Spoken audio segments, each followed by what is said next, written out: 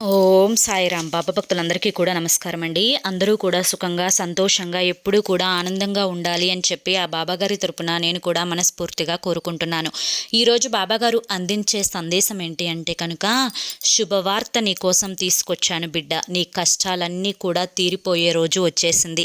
ఈ ఒక్క ఆపద నుంచి మాత్రం నువ్వు తప్పుకున్నావు అంటే నీ జీవితంలో ఉండే కష్టాలన్నీ దూరం అవ్వడంతో పాటుగా నీ జీవితంలోకి అదృష్టాలు అడుగు పెడతాయి. వినకపోతే మాత్రం చాలా వరకు కూడా నష్టపోతావు. జాగ్రత్తగా తెలుసుకో తల్లి అని చెప్పి ఏదో తెలియని సందేశంతో బాబాగారు మన ముందుకు వచ్చారండి. మరి బాబాగారు ఏ సందేశం అందించినా కూడా అది మన మంచి కోసమే, మన భవిష్యత్తు కోసమే అని చెప్పి మనందరికీ కూడా తెలిసిన విషయమే కదా. కాబట్టి సందేశాన్ని చివరి వరకు చూడండి, పూర్తిగా అర్థమవుతుంది. వీడియోలోకి వెళ్లే ముందు చాలామంది కూడా చెప్పుకోలేనటువంటి సమస్యలతోటి సతమతం అయిపోతూ వాటిని ఎలా తీర్చుకోవాలో తెలియక ఇబ్బంది పడిపోతూ ఉంటున్నారు. అటువంటి వారి కోసం శ్రీ షిరిడి సాయిబాబా ఆశీస్సులతో జ్యోతిష్యం చెప్పబడును గురూజీ శివరామరాజు గారు. Phone number 9959942252. మీరు ఇప్పటి వరకు ఎన్నో చోట్ల జ్యోతిష్యం చెప్పించుకుని విసిగిపోయి ఉంటే ఒక్కసారి స్క్రీన్ మీద కనిపిస్తున్న నెంబర్కి కాంటాక్ట్ అవ్వండి. ప్రేమ, పెళ్లి, ఉద్యోగం, రాజకీయం, సంతానం లేక ఇబ్బంది పడుతున్న, భార్యాభర్తల మధ్య గొడవలున్నా, అప్పుల సమస్యలున్నా, శత్రువుల సమస్యలున్నా అవేంటో మీరు గురువు గారికి వివరించి చెప్పినట్లయితే వాటికి తగిన పూజలు చేసి గురువుగారు మీకు రోజులలోనే పరిష్కారాన్ని చూపిస్తారు. గురువుగారు చెప్పింది చెప్పినట్లు 100కు 1000% జరుగుతుంది. నమ్మకంతో స్క్రీన్ మీద కనిపిస్తున్న నెంబర్కి కాంటాక్ట్ అవ్వండి. భార్యాభర్తల మధ్య వశీకరణ, స్త్రీ మరియు పురుషుల మధ్య వశీకరణ కూడా 100% జరపబడుతుందండి. ఎటువంటి సంతాన సమస్యలకైనా కానీ గురువుగారి దగ్గర చక్కటి పరిష్కారం దొరుకుతుంది. ఎంతో మంది వారికి ఉన్నటువంటి సమస్యలతోటి గురువుగారి దగ్గరికి అంటే కాంటాక్ట్ అయ్యి వారి సమస్యలన్నీ కూడా తీర్చుకొని ఈరోజు ఆనందంగా జీవితంలో ముందడుగు వేస్తున్నారు. ఎన్నో ప్రయత్నాలు చేసుంటారు కదా, చివరి ప్రయత్నం అనుకుని ఒక్కసారి స్క్రీన్ మీద ఈ డిస్ప్లే అవుతున్న నెంబర్కి అయితే కాంటాక్ట్ అవ్వండి. ఆలస్యం చేయకుండా బాబాగారి యొక్క సందేశం ఏంటో తెలుసుకుందాం. తల్లి, నువ్వు నీ యొక్క మనసు, నీ యొక్క ఆలోచన విధానాన్ని బట్టి నువ్వు నడుచుకునే నడవడిక ఏదైతే ఉందో ఇదంతా కూడా ఎదుటి వారికి చాలా ప్రశాంతకరంగా, ఎదుటి వారికి చాలా అనుకూలతగా, ఎదుటి వారు ఏ పనైనా కానీ, ఏ మాటైనా కానీ, లేదంటే కనుక ఏ స్వతంత్రమైనా కానీ నీతో తీసుకునే విధంగా ఉంటుంది. అంటే నీ యొక్క ఆలోచన తత్వం చాలా ప్రశాంతకరమైనటువంటి ఆలోచన తత్వం. అందరూ కూడా బాగుండాలి, అందులో నేనుండాలి అని చెప్పి అనుకునేటువంటి మనస్తత్వం నీది. నీ యొక్క ఆలోచనకు తగ్గట్లుగానే ప్రతి ఒక్కరూ కూడా ఆలోచిస్తారు అనుకుంటే అది ఖచ్చితంగా నీ యొక్క అవివేకమే అవుతుంది. ఎందుకు ఇలా చెప్తున్నాను అంటే బిడ్డ, ప్రతి ఒక్కరూ కూడా ఇప్పుడున్న ఈ రోజుల్లో అందరూ బాగుండాలి అని చెప్పి ఎవ్వరూ కోరుకోవడం లేదు.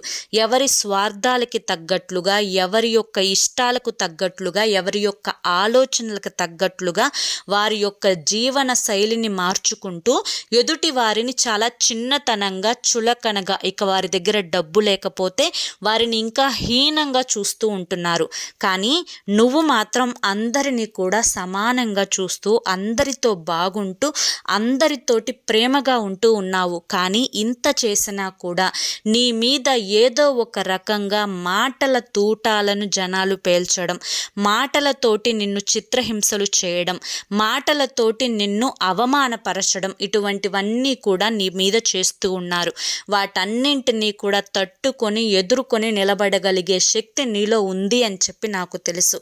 కానీ ఎన్ని ఉన్నప్పటికీ కూడాను బిడ్డ, ఒక అపరిచితుడు నీ యొక్క జీవితంలోకి అడుగు పెట్టబోతున్నారు. ఈ యొక్క అపరిచితుడు అనే ఒక మాయావి నీ జీవితంలో ఒక విచిత్రాన్ని జరపబోతున్నాడు. ఈ యొక్క విచిత్రం నీ యొక్క జీవితాన్ని పతనం వైపుకు అడుగు పెట్టేలా చూస్తుంది.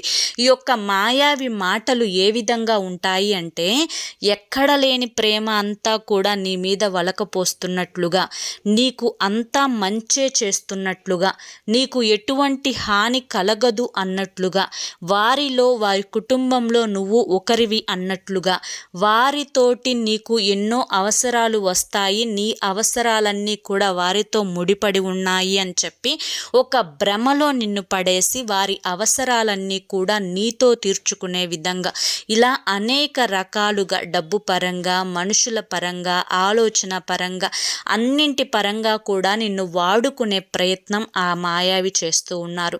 బిడ్డ, ఎప్పుడైనా కానీ నీ యొక్క కుటుంబం, నీ యొక్క ఇల్లు, నీ యొక్క శరీరం నీకు దేవాలయంతో సమానం.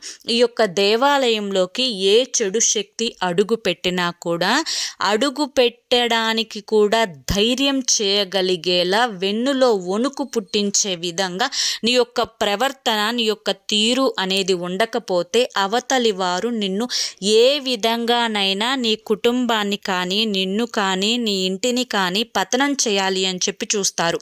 కాబట్టి ఈ మాయావి రూపంలో నీ ఇంటికి ఒక ఆపద అనేది కలగబోతుంది. అది మానసికమైనటువంటి కృంగుబాటైనా కావచ్చు, డబ్బు పరంగా నష్టపోవడమైనా కావచ్చు, నలుగురిలో అవమానపరచడమైనా కావచ్చు. ఇలా అనేక రకాలుగా ఏదో ఒక రూపంలో ఆ మాయావి కుట్రలు పన్ని నీ జీవితంలో అంటే ఏదైతే జరగకూడదు అనుకుంటావో, ఏదైతే నీకు ఇష్టం లేదు అనుకుంటావో అలా ఒకటి చేయబోతున్నారన్నమాట. కాబట్టి ముందుగానే నేను నీ యొక్క వెనుకే ఉండి నిన్ను నడిపిస్తున్నాను. కాబట్టి నా బిడ్డ ఏ ఆపదలో పడకూడదు అన్న ఉద్దేశం నాకు ఉంది. కాబట్టి ముందుగా నిన్ను హెచ్చరిస్తున్నాను.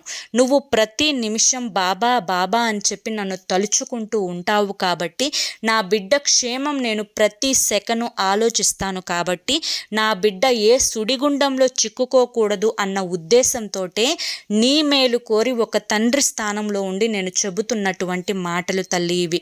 ఎవరు ఎటువంటి వారో, ఎవరు ఏ స్వార్థంగా ఆలోచనాపూరితమైన మాటలతోటి, చేష్టలతోటి నీ దగ్గర నీ యొక్క మానసిక స్థితిని ఆడుకుంటూ ఉన్నారో, అలాగే ఎవరు నీ మీద నిందలు మోపుతున్నారో, ఎవరు నీ మీద చాడీలు చెప్తున్నారో, ఎవరు నిన్ను అవసరానికి అడ్డు పెట్టుకుంటున్నారో ప్రతిదీ కూడా నీకు తెలుసు.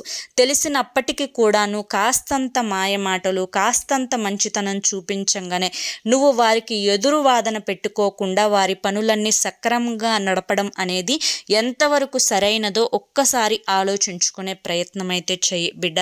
ఇదంతా కూడా నేను నీకు ఈరోజు చెప్పడానికి ఒక బలమైన కారణం అనేది ఉంది.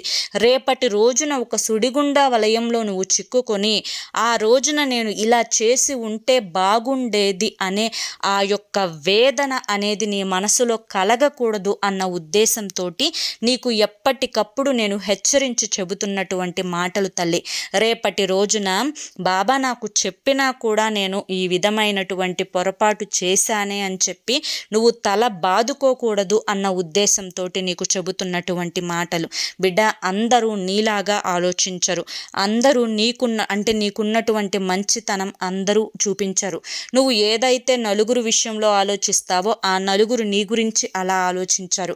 ఎక్కడైనా కానీ ఒకరు కలిసి ఉంటే చూడలేనటువంటి మనుషులు, ఒక కుటుంబం బాగుంటే విడదీయాలి అని చెప్పి చూసే మనుషులు, ఒకరి యొక్క మనసుల్లో స్వార్థాన్ని, ఈర్ష్యను, అసూయను నింపాలి అని చెప్పి చూపించే మనుషులు, ఒకరి యొక్క మనోభావాలతోటి ఆడుకునేటువంటి మనుషులు నీ చుట్టుపక్కల ఉన్నారు. కాబట్టి ముందుగానే హెచ్చరిస్తున్నాను తల్లి, మళ్ళీ చెప్తున్నాను, చాలా చాలా జాగ్రత్తగా ఉండు. వినకపోతే మాత్రం చాలా వరకు కూడా నష్టపోయే ప్రమాదం ఉంది, తెలుసుకో అని చెప్పి ఈరోజు బాబాగారు మనకి చాలా చక్కటి సందేశాన్ని అందించారండి. మరి ఈ సందేశంలో ఎంతో గొప్ప ఆంతర్యం ఉంది, మనం అర్థం చేసుకోవాలే. కానీ బాబాగారు ఈ మాట ఎందుకు చెప్పారా అని చెప్పి ఒక్కసారి మీరు కూడా మనసు పెట్టి ఆలోచించండి. అలాగే మీకు ఎటువంటి సమస్యలు ఉన్నా కానీ ఈ స్క్రీన్ మీద కనిపిస్తున్న నెంబర్కి కాంటాక్ట్ అవ్వండి. చివరి ప్రయత్నం అనుకొని ఒక్కసారి కాంటాక్ట్ అవ్వండి. మీకున్న ప్రతి సమస్యకు కూడా గురువు గారి దగ్గర చిటికెలో సమాధానం దొరుకుతుంది. ఎంతోమంది విడిపోయిన భార్యాభర్తలు, ఎంతోమంది అప్పుల సమస్యలతోటి బాధపడేవారు, ఎంతోమంది అనారోగ్య సమస్యలతోటి బాధపడిన వాళ్ళు కూడా గురువుగారిని కాంటాక్ట్ అయిన తర్వాత వారికి ఉన్నటువంటి సమస్యల నుంచి బయటపడి ఈ రోజున ఆనందంగా ఉంటున్నారండి. అలాగే మీ జీవితాల్లో కూడా సంతోషం నిండాలి అంటే స్క్రీన్ మీద కనిపిస్తున్న నెంబర్కి అయితే కాంటాక్ట్ అవ్వండి. ఇక మరి రేపటి వీడియోలో మళ్ళీ కలుసుకుందాం. అంతవరకు కూడా బాబాగారి యొక్క ఆశీస్సులు మీ మీద, మీ కుటుంబ సభ్యుల మీద ఎల్లకాలం ఉండాలి అని చెప్పి మనస్ఫూర్తిగా కోరుకుంటూ సర్వేజన సుఖినో భవంతు. ధన్యవాదములండి. ఓం సాయిరామ్.